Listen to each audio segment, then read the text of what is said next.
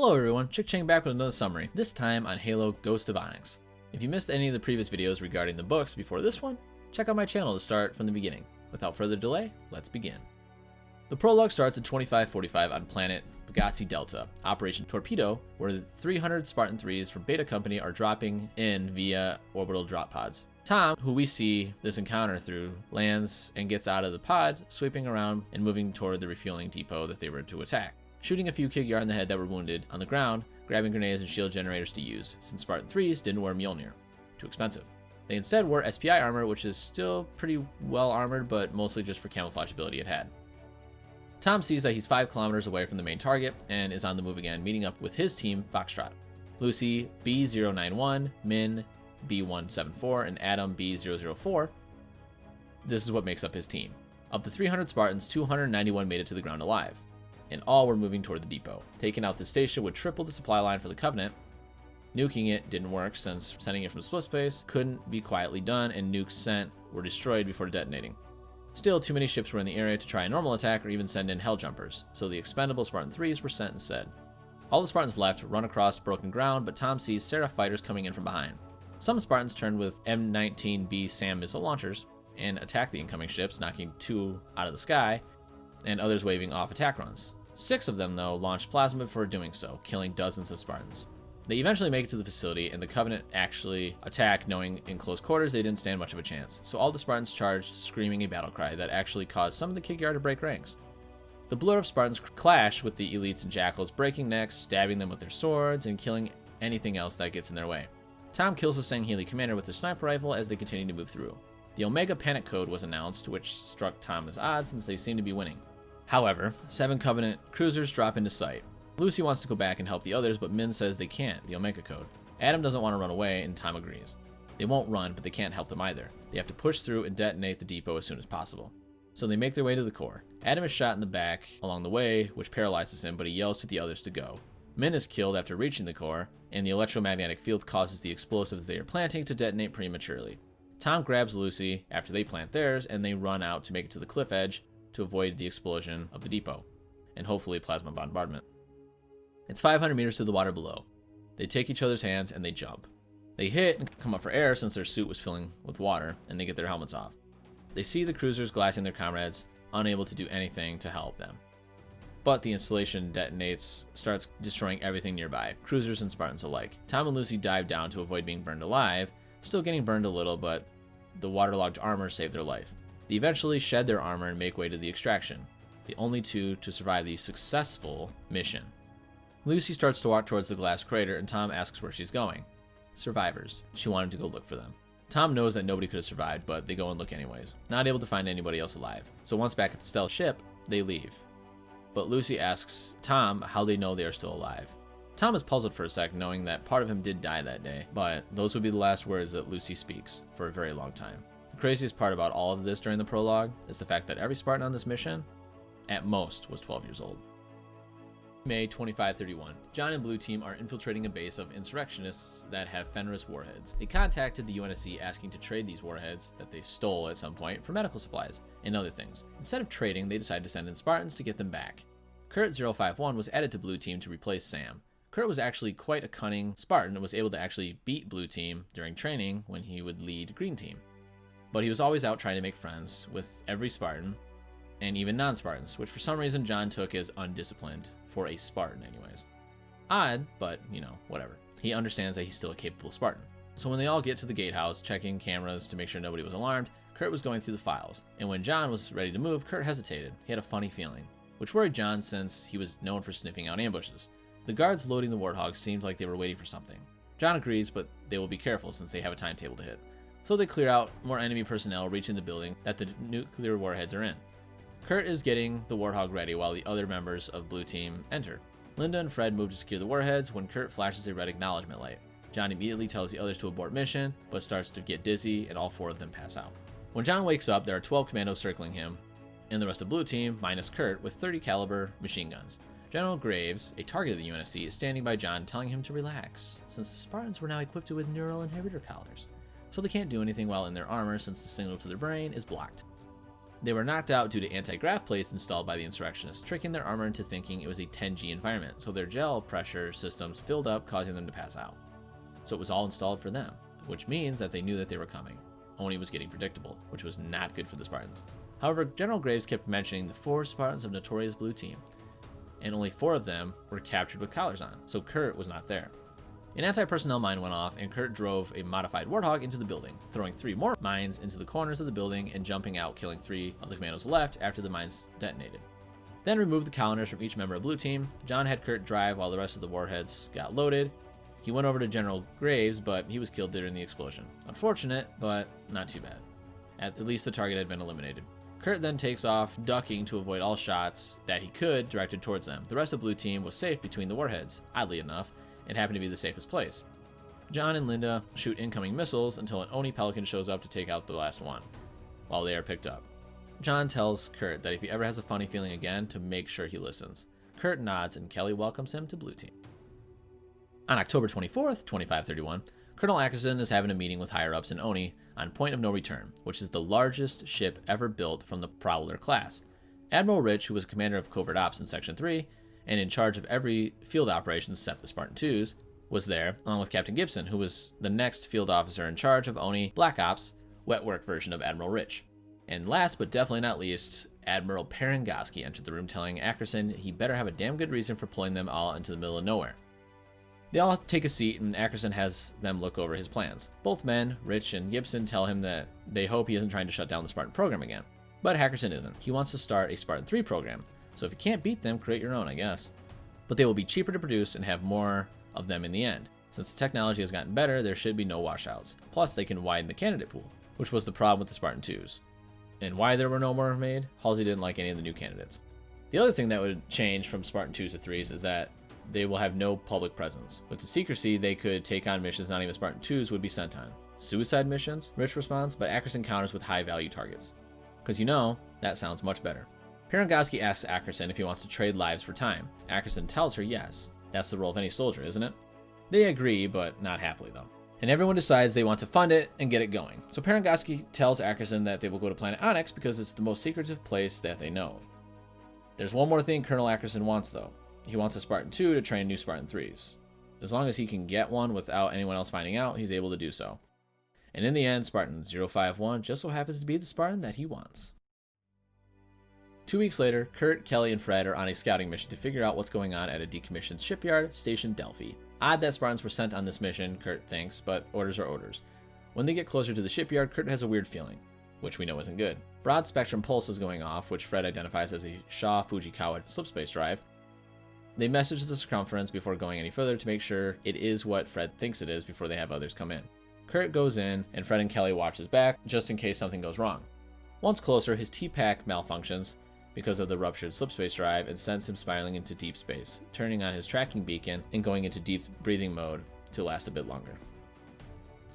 When Kurt wakes up, he meets Ackerson, recognizing the name from conversations Dr. Halsey and CPO Mendez would have, although given the tone during those conversations, Ackerson was not a friend. Ackerson asks Kurt what his name is, and Kurt tells him, but he doesn't have a family name, so Ackerson tells him that it's now Ambrose, then leads him across the ship to what is called Odin's Eye, a high-clearance room where anything said cannot be repeated under any circumstances. Once inside, the colonel tells Kurt that he can speak freely since he will be. Kurt asks where he is and why he's there. Ackerson tells him that they went to great lengths to extract him from his mission and native spec web operations, so he didn't answer his question whatsoever. Kurt asks about his team, and he tells him that everyone is fine and nobody was hurt during their operation. He admits that everything that happened at Station Delphi was in order to bring him in to take over a new mission. He had been classified MIA and presumed dead. When asked what his new mission is, Ackerson told him that he will train a new generation of Spartans. He will be joined with CPO Mendez as well. Kurt reads the new training protocol and sees quickly that they want to do more with less, and candidates are less ideal, behavioral issues and such. Ackerson tells him that they will be sent on missions of high value but less chance of survival. Over time, the colonel wants to get larger amounts of Spartans. In 30 years, try to be at 100,000 strong, which to Kurt sounds a bit crazy but would greatly increase the odds of beating the Covenant. At the end, Kurt gets promoted to Lieutenant Junior grade. After all, he will be in charge of the whole show now. After 6 months of prepping and getting everything he needed to train new Spartan 3s, they finally arrived on Pelicans. Although he didn't expect much of success because none of these new recruits were like the original Spartan 2s, he knew that they needed to succeed. 497 children ranging from 4 to 6 years old show up, along with CPO Mendez, who since leaving the Spartan 2s was reinstated into battle, fighting on 5 worlds and getting 2 Purple Hearts. Not too shabby. They call the kids down and group them up in the grass, telling them that they can train to become Spartans like him and destroy the Covenant, getting revenge for what had happened to them. Kurt tells them that unfortunately they only have 300 slots, so to weed out the ones that really don't want it, they will have them board back onto the Pelican and parachute out. Mendez questions it at first, but if they can handle that, training will be possible. It jumps to a kid named Shane, still thinking about his escape from home and his family being gone. He was actually part of the group leaving Harvest. May have seen Sergeant Johnson actually. But now he was with a bunch of other kids in the same situation, about to jump from a plane. It was insane. When the ramp went down, a man asked who was first. A little girl walked up and went first, jumping with a squeak. The rest of them formed up in a line, some jumping with no problem, others chickening out. When it was Shane's turn, he froze, getting pushed by a kid behind him who was a head taller. Shane resisted the urge to shove him back and just turned to the edge of the ramp. Still frozen, the kid pushed him again and he started falling, throwing up on the way down, and finally gets a grasp of the red handle and pulls, deploying the chute. Once on the ground, he laughs since he had made it. The kid that pushed him asks what's so funny, went to shake Shane's hand, introducing himself as Rob, but Shane struck him in the nose. They then fight in the grass, doing some damage to each other. A Navy man grabs Shane off of Rob and is hit above the eye. Mendez tells them to stand down, and when Rob ignores this at first, he yells it again, halting him in his tracks. The Navy man tells Mendez that they were trying to kill each other, and Mendez smiles and says good. Having that much fight after a night jump was saying something. He even hoped that the others turned out like this. 5 years later, Kurt and Mendez are ordered onto the ship, Point of No Return. They meet with the Vice Admiral Perengoski and Rear Admiral Rich, neither of which introduce themselves and have them sit down. Ackerson is with them as well. They seem impressed with the outcome of Alpha Company Spartan 3s that went operational 9 months prior. They had a successful mission one after another, looking like a battalion instead of just a 300-person company. Ackerson tells them that it was just the start of the Spartan 3 program and it can only get better. Kurt openly questions the fact that he said was, which catches Perengoski's eye, but nobody responds to him. She then asks Kurt about the next group of Spartans. When Kurt tells her they don't have enough genetic matches to reach the larger class size, Ackerson jumps in saying that there is, but not enough additional genetic matches, claiming that they need to do more screening in the outer colonies. Admiral Rich interrupts him, saying that they can't just start doing that now, since they have just sort of gotten a handle on the rebellion. Perengoski tells Rich that they can claim as part of a new vaccine program.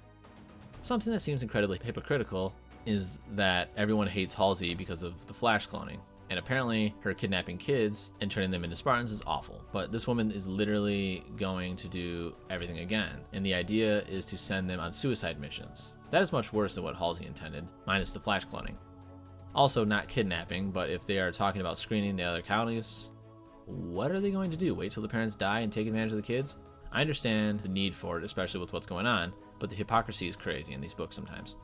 With the new protocols they have put in place, of the 375 kids, they should be able to graduate more Spartans this time. Even though it won't hit the 1,000 mark, Perengoski wonders about expanding the gene pool further, but Kurt explains that if they were to do that, many children would become crippled and die. But eventually, they would be able to possibly include the general public if the technology gets better, Ackerson adds in, but not this time. From there, they move on to Operation Prometheus, the final mission for Alpha Company, where they are attacking reactors on K749, a resource base for the Covenant. 2 days in, they had taken 7 reactors with ease since resistance was light. Eventually, reinforcements arrived by day 7. 89% of reactors were destroyed. However, the Spartans were being decimated. No unit cohesion or teams covering each other. Kurt couldn't believe what he was watching. At the end of the recording, they see Shane, Rob, and Jane, the little girl who jumped first during training, trying to get away. Jane was flatlined and Rob is taken down. Shane takes more elites down, but is taken out in the end. 7 years of training, all of them had been killed. Kurt feels that it's his fault and asks to confirm if they were all KIA. Perengoski says yes and that it's regrettable, but they would do it again and again if able to. They were heroes, and they gave the human race more time to figure out how to fight back. Kurt is even promoted, but he believes he deserves a court-martial. Then is told to accelerate the training, since they have a war to win. We skip ahead to the Beta Company trainees. Tom, Lucy, Min, and Adam are in exercise where they are put in an impossible situation and try to do the impossible. They are in the process of trying to get past trainers and washouts guarding a bell which they are trying to ring. After storming the hill, they get under the turrets guarding the bell. They climb up, take them apart, and use the gun for themselves. And taking down enemies using stun rounds, of course, they are able to ring the bell and then help other teams ring the bell as well. They eventually even create a foothold and defend 5 waves of attackers before Mendez and Kurt halt the exercise and tell them enough is enough. And good job, obviously. Deep Winter, the AI that helps out at the base, questions the dangers of the training methods, from studying to pushing themselves on the brink of falling apart. Kurt assures he knows what he's doing, since there will be time when they are in a similar situation, and Kurt wants them to be able to deal with it like he would. He would rather break them here. Mendez questions whether they can be broken at all, especially Lucy and Tom. Another 10 years later, on board a medical ship called Hopeful, an ugly ship that was built before the insurrection really took form, was 2 repair stations put together, but it had survived many battles, especially after getting many upgrades when the UNSC took her over and creating the largest battlefield hospital ever. Oni decided they could move their gear on board and do the Spartan 3 augmentations with plenty of secrecy. The new Spartans had been under a ton of stress recently, as well as with puberty inductions, human growth hormones, and supplements for bones, muscles, and cartilage had been added to their diet to speed up the process to meet the new timetable. Luckily, he had Tom and Lucy to help him. Ackerson tried to take Tom for his own private operations, and Lucy was to be sent to a psych branch for evaluation.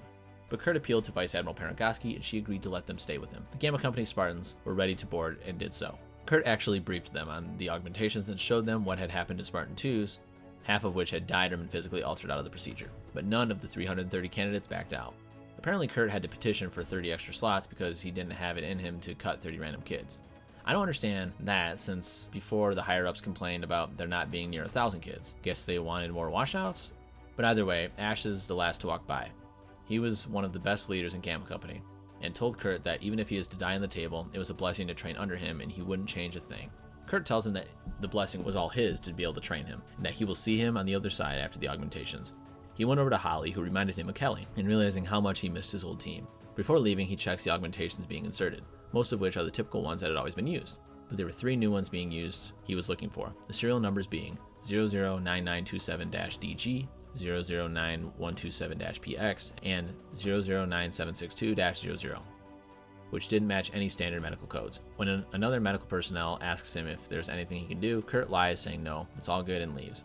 The 00 drug is a neural altering non-carcinogenic mutagen, which alters key regions in the individual's frontal lobe, enhancing aggressive response to dangerous levels. The other 2 drugs, DG and PX, are just there to counteract the side effects of 00 drug, which for suicide missions, it's honestly worth it all the way around. But if they were to survive long term, not sure it is, at least in my opinion.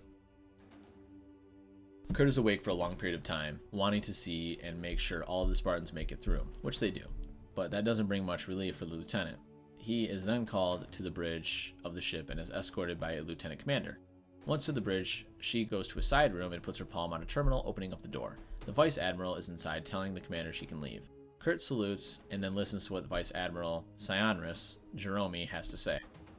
Apparently, a slipspace comm probe had arrived for Kurt. There were only 2 of them even created because of the same cost of a fleet of ships to create the precise slipspace comm. Only Earth and Reach apparently had one. This specific comm probe came from neither of those places. Due to the secrecy of these messages, the Admiral leaves the room. But before exiting, he tells Kurt if there is any danger toward his ship in the message, orders or not, he wants to be notified. Once out of the room, Deep Winter appears, the AI from Onyx, and tells Kurt that he's only there in limited function, since it's only an imprint of the original AI and it came at a high cost to send this message. Also, not to try and figure out why it didn't come from Earth or Reach, because it's classified and he's not permitted to know. Turns out the AI did all this to tell Kurt about the 3 different new drugs given to the Spartans, explaining how they work, but basically that they will be harder to kill in high-stress situations, but lose any ability to reason or think tactically. So in the end, it could give them an edge to survive.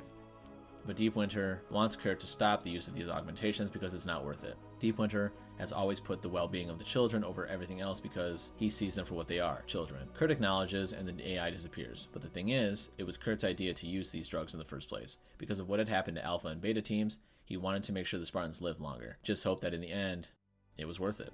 Kurt leaves the room and goes to congratulate his Spartans. And that is where we will leave off with part 1 of Halo Ghost of Onyx. Hope you enjoyed this summary, and there will be plenty more to come. Any questions or comments, leave them down below. I'll do my best to respond. Subscribe to know when more videos come out and are uploaded. Chickchang out.